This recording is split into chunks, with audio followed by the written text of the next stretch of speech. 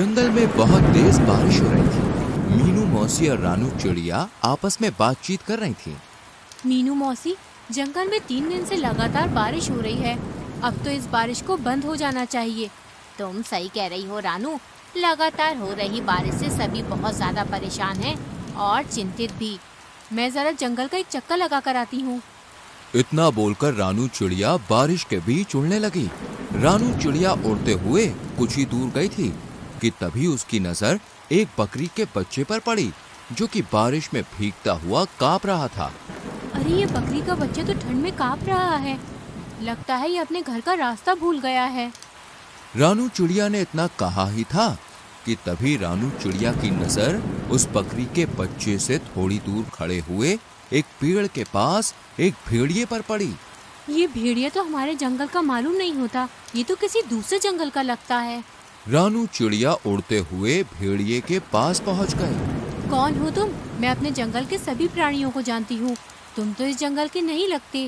तुम सही कह रही हो, मैं इस जंगल का नहीं हूँ। मैं इस जंगल से गुजर रहा था कि तभी बारिश शुरू हो गई। बारिश से बचने के लिए मैं इस जंगल में रुक गया।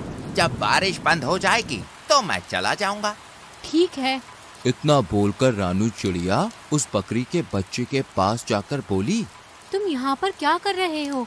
तुम्हारी माँ कहाँ है और तुम्हारा नाम क्या है? मेरा नाम गोलू है। मैं बारिश में खेल रहा था, मगर खेलते खेलते बहुत दूर निकल आया और घर का रास्ता भूल गया।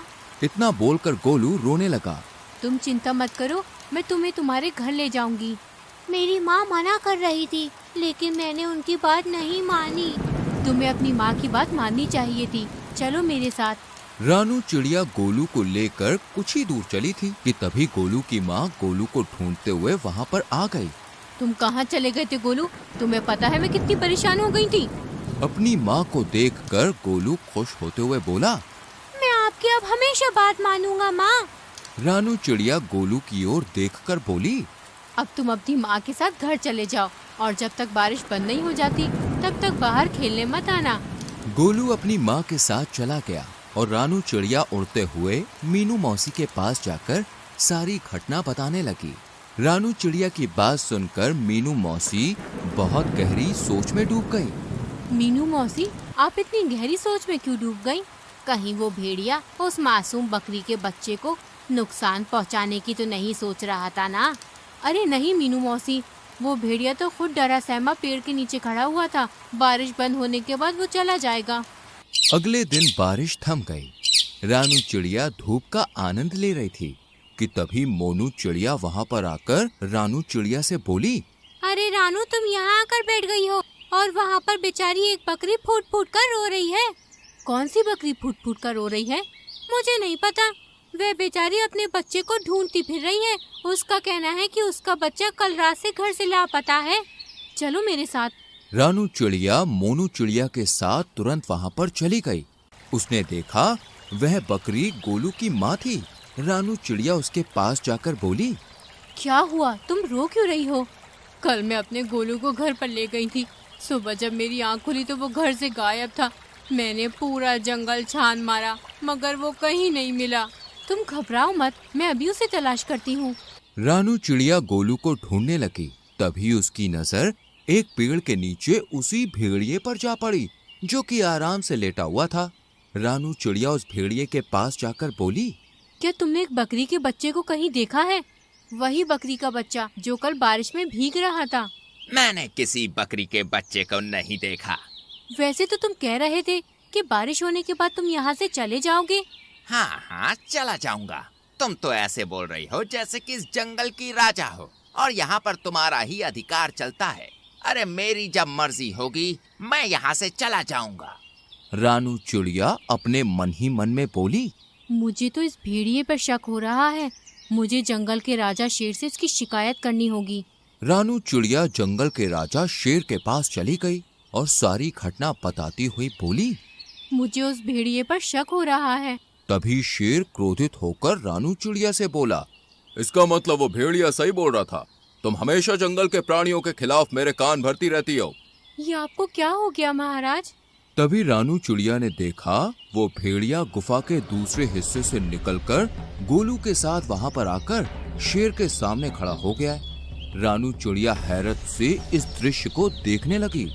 महाराज, जब मुझे पता चला कि ये बकरी का बच्चा कल से गायब है तो मैं जंगल में उसकी तलाश के लिए निकल गया, मगर मैं जानता था कि ये रानू चिड़िया मेरे खिलाफ आपके कान जरूर भरने आएगी, इसलिए मैंने आपको पहले ही सब कुछ बता दिया था। महाराज, इस रानू चिड़िया के कारण ही दूसरे जंगल का कोई भी प्राणी आपके जंगल में नहीं आता।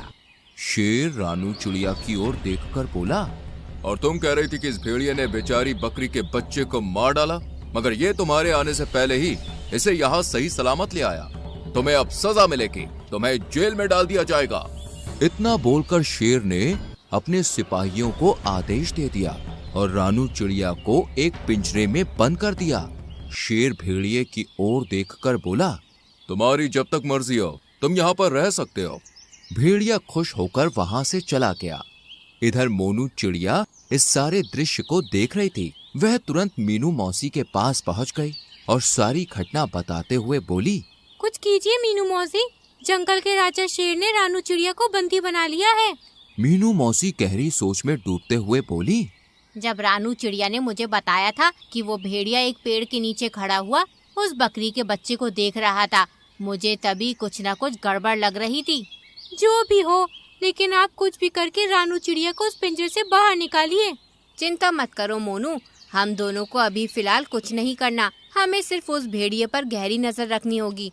पहले हमें पता चलना चाहिए कि उस भेड़िए के दिमाग में आखिर चल क्या रहा है, आखिर ये कौन सा मकसद लेकर इस जंगल में आया है।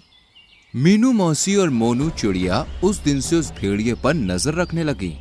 वह भेड़िया दिन भर जंगल में घूमता और दूसरे जानवरों का मांस छीनकर खा लेता। जब भी कोई जानवर अपना मांस देने में आनाकानी करता तो वो धौंस दिखाते हुए खुद को जंगल के राजा शेर का दोस्त बताकर डरा देता उन्हें।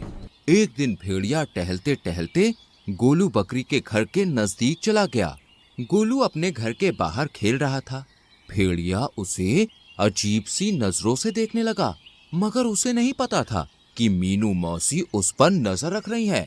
मीनू मौसी तुरंत ही मोनू चिड़िया की ओर देखकर बोली, जाओ जल्दी से महाराज को बुला लाओ। लेकिन महाराज क्या मेरी बात सुनेंगे?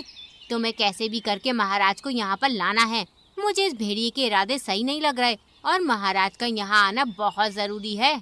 मीनू मौसी की बात सुनकर मोनू चिड़िया सीधे उड़ती हुई जंगल के राजा शेर के पास पहुँच गई।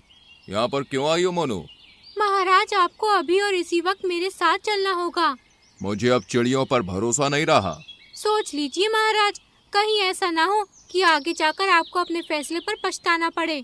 लेकिन तुम मुझे कहाँ ले जाना चाहती हो? आप मेरे साथ चलिए और आप अपनी आंखों से देख लीजिए कि मैं आपको क्या दिखाना चाहती हूँ।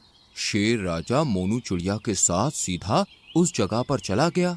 तभी मीनू मौसी शेर राजा के पास आकर बोली, महाराज, उस पेड़ के पीछे छुप जाइए और स्वयं अपनी आंखों से देख लीजिए। मीनू मौसी के कहने पर शेर राजा पेड़ के पीछे छुप गया। भेड़िया गोलू के करीब आकर उसे देखते हुए बोला, आज तुम्हारा मांस खाने का मन कर रहा है मुझे। ये क्या कह रहे हैं आप? पिछली बार जब मैं खो गया था तब आप ही मुझे महाराज के पास ले गए थे और मेरी माँ के पास छोड़कर आए थे। मूर्ख बकरी के बच्चे, वो तो मेरी सिर्फ एक चाल थी। मैं जानता था कि इस जंगल में रानू चिड़िया सबसे ज्यादा तेज दिमाग की है। मैंने उसे फंसाने की योजना बनाई थी। मैं कुछ समझा नहीं। जब तू सो रहा था ना, तब मैं चुपके से तुझे अपने मुंह में दबाकर जंगल के दूसरे हिस्से में छोड़ आया था और फिर खुद ही तुझे जगाकर महाराज के पास छोड़ आया। और जंगल के इस मूर्ख शेर ने रानू चिड़िया को ही दोषी मान लिया। लेकिन अब मुझे कोई खतरा नहीं। अब अगर मैं तुझे खा भी जाऊंगा तो जंगल का राजा शेर कभी विश्वास नहीं करेगा। तुझे खाने के बाद मैं जंगल में अपनी मनमानी शुरू कर दूंगा। इतना बोलकर भेड़िया गोलू बकरी के बच्चे के ऊपर हमला करने वाला था कि तभी शेर दहाड़ता हुआ वहां पर आ गया। शेर को दहाड़ता हुआ देखकर भेड़िया पूरी तरह से घबरा गया। अच्छा, तो ये थी तुम्हारी चाल? तुमने जंगल की सबसे ज्यादा समझदार और मेरी विश्वसनीय पक्षी को मेरे ही हाथों बंदी बनवा दिया। मैं तुम्हें जीवित नहीं छोड़ूंगा। इतना बोलकर शेर ने भेड़िए को उसी समय मार दिया और मीनू मौसी की ओर देखकर बोला, मुझे क्षमा कर दो मीनू मौसी, मुझसे गलती हो गई। कोई बात नहीं महाराज, वो भेड़िया बहुत ही ज्यादा चतुर था और उसने अपनी चतुराई का फायदा उठाकर आपकी आंखों में विश्वास की पट्टी बांध दी थी। शेर राजा ने रानू चिड़िया को आजाद कर दिया, लेकिन इस बार सबकी हीरो मीनू मौसी बन गई।